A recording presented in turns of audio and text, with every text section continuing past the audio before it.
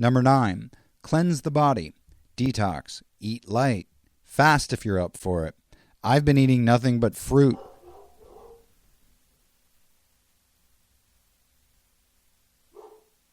Sixes.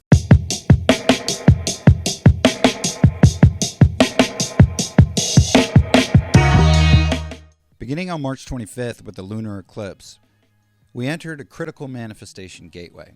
We're reflecting now on our individual pasts, on how we were treated, and how we treated others. We're seeing or shedding light now on the dark corners of our psyches and learning to love, accept, and integrate our shadows, and acknowledge how much of the good within us came from our shadows. As we go through the days leading up to the eclipse, it's important to visualize your new identity, your new sovereign free self, being free and self-empowered. It's a great time to embody and anchor the prosperous, expansive, miraculous, fun-loving world we want to see. It's also a great time to amplify your connection to this reality you want to see. Over the next 2 weeks, and then closer to the eclipse itself, take steps or actions in the direction of these visualizations. Do something to honor them. This is the game we're playing now in the lead up to the solar eclipse on the 8th. This is how the Earth Jedi fight against the dark side. They've been planning their eclipse narrative for years. The billionaire elite class has always kept up with astrology. Millionaires don't follow astrology, billionaires do. So during this powerful manifestation gateway, in between the lunar and solar eclipse on April 8th, we're in a frequency clash between the light and the dark. The light holding the frequency of unity and oneness, and the dark trying to shift the frequency to duality and death. So if you want to be part of the insurgency, countering the fear-based narrative of the dark during this eclipse, and actively participate in the shifting of our planetary evolution, it's important to anchor high-frequency outputs, thoughts, language, and actions over the next couple of weeks. And this is why there's so much fear porn being bandied about by the controlled opposition in the lead up to the solar eclipse. Like they always do, they're trying to use our own vibrations against us, pumping us full of fear and adrenaline during this highly potent manifestation gateway, with the hopes we'll manifest fear en masse for ourselves and sink ourselves back into the fear and struggle dualistic timeline. So this counter-narrative to the fear narrative is a playbook to use during the manifestation gateway to work for Team Light and to put the kibosh on Team Dark. Use this time to make your dreams come true, not the nightmares they want us to create for them. Remember, we now are visualizing during this time the world we want to see. We're holding this vision, feeling, experience, or holographic version of the world we want to see throughout the eclipse gateway. Be focusing on and working towards, step by step, embodying a new mindset. And practice hard when time permits. Over the next 2 weeks, dedicate yourself to doing some, if not all, of the following during this time to demonstrate your commitment to living on a higher timeline. Show yourself and inform the etheric powers of creation as we move closer to the gateway who you truly are, what you truly stand for, and the peaceful, harmonious world that loves and cares for all life you want to see. Go grab a pen and paper and make some notes. Number 1, respond differently to yourself. Notice your thoughts. Catch yourself in the act of negative self-talk and then flip it.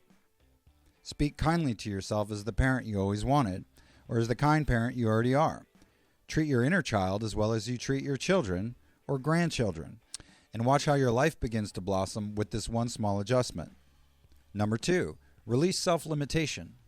Any sentence that begins with, I can't, or that's too much, or I'll never, or with what money, or how in the hell am I supposed to, needs to go. Replace those with statements like, I will, no problem, sure thing, when can I start, what do I need to know to overcome this, I'll figure it out, everything will always be okay, this is God's idea, not mine, so it will most certainly work out. Number 3, stop blaming. Blame is a projection of shame, always. This is the same as, you spot it, you got it. When we point out what we have contempt for in others, we are very clearly articulating back to ourselves what we have contempt for in ourselves. And since the subconscious mind only says yes, every time you show contempt for them, you show contempt for you. All that shade you're casting is a signal to yourself that you don't like who you are. So during this eclipse, when you catch yourself blaming, notice what you're blaming them for. And note that that is something you're working to correct within yourself. If you're blaming someone for something they did, there's a good chance you're blaming them for something you've already done. Now let that one sink in. Finally, notice what you respect and admire in others. These are the attributes you respect and admire in yourself. See, sometimes shadow work has a bright side too. Number 4, forgive quickly. Forgiveness is the gift you give yourself, because when you forgive, you let go of resentment. Resentment is the discomfort we feel when someone disrespects us or commits a pardonable offense against us that we let bother us. And so when we forgive, we're not pardoning, we're actually letting go of the need to pardon or judge at all. Because when we judge or pardon, we're hanging on to the resentment still. And we're basically saying, you screwed me over, but I pardon you for it. In the meantime, you're still hanging on to the effects of being screwed over. So when you forgive, you're basically saying, that's your karma, not mine, and I don't really care what you did to me. I'm going to go back to loving myself and not feeling resentment because of something you did. So yeah, whatever. So forgiveness is more of a whatever dude than a I pardon you by a mile. And when you are not resenting, you're free to love. And love feels so much better than resentment and is so much healthier for you and for humanity, which is why it's a gift to yourself in every way. Number 5, analyze your part in it. The trick with analyzing your part in something is that it by default requires you to understand how what you did affected someone else as they feel it, not you. So when you say, I don't know what the big deal is, that's because it wasn't a big deal to you. However, it was a big deal to them. And when you look at your part in it, it goes from, well, I just told them to eat healthier, to, oh shit, that's right. I forgot he just got off a feeding tube last week. Number 6, understand what my ego is doing to undermine myself. In general, when you think about your day, the thing you want to do least is probably the thing you should do first. The ego is here to preserve itself, not you. So when you say no to things that are healthy for you, like getting up early to have fresh juice, or going to bed early so that you can get up early to have fresh juice, the ego is saying no to things that little by little get rid of the ego. Number 7, remember, you're not defined by your past. You're defined by how you respond now. You are your responses. Respond well, and you will find yourself timeline jumping back to New Earth before you know it. If you want some inspiration, rewatch my video, You Are Your Responses. Note the difference between responding and reacting. What is the difference? Generally, pausing when agitated is the difference. So, if you're agitated, don't react. Wait, give it time, sleep on it, and then you will be sure to respond, not react. If time is not enough, get someone else to read the email who you can trust, not just to validate you, but to look objectively at it, and ask them if it's cruel or resentful before you send it. Take the steps to keep your aura clear, and you'll have the assurance that you optimize this important period in history for yourself and Team Light. Number 8, journal. Write this stuff down. Take time to attest and witness the goings-on of your mind during this time. Journaling also helps blow off steam and can also help you look at something on paper that has previously only lived inside your head. Journaling also helps you organize your thoughts and counts as a first step to achieving a goal if you're writing down a great idea that just popped into your head. Number 9, cleanse the body, detox, eat light, fast if you're up for it. I've been eating nothing but grapes for the last 2 weeks. It sucked at first, but now I feel great. I feel light. As our thoughts become higher frequency, our food has to become higher frequency too. This is part of being congruous, and the more light we are becoming, the less dense can be what we put into our bodies. We are what we eat. so we must eat light to be light.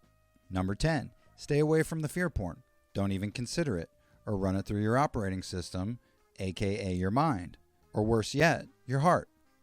We know they're trying to evoke fear around the eclipse, and we know their intentions are nefarious, so why bother internalizing them or even considering them at all? Ignore it. Focus on what you want to see, not the shit show they're parading out right now. And that includes throwing tomatoes at celebrities as they get brought down for doing all that shady shit. Be indifferent to the celebrities altogether. And that includes watching them get theirs. Revenge is God's job, not yours. Focus on building your castle, not watching theirs burn down. Number 11, meditate. Write down and recite your intentions. Here's a few to get you started.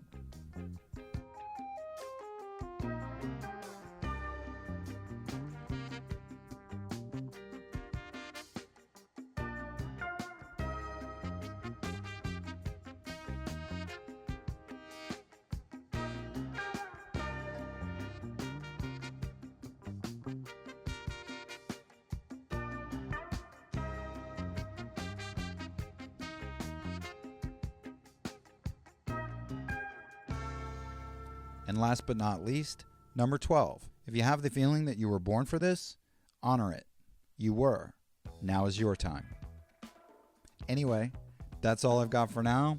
Thanks for sticking around, and we'll see you next time.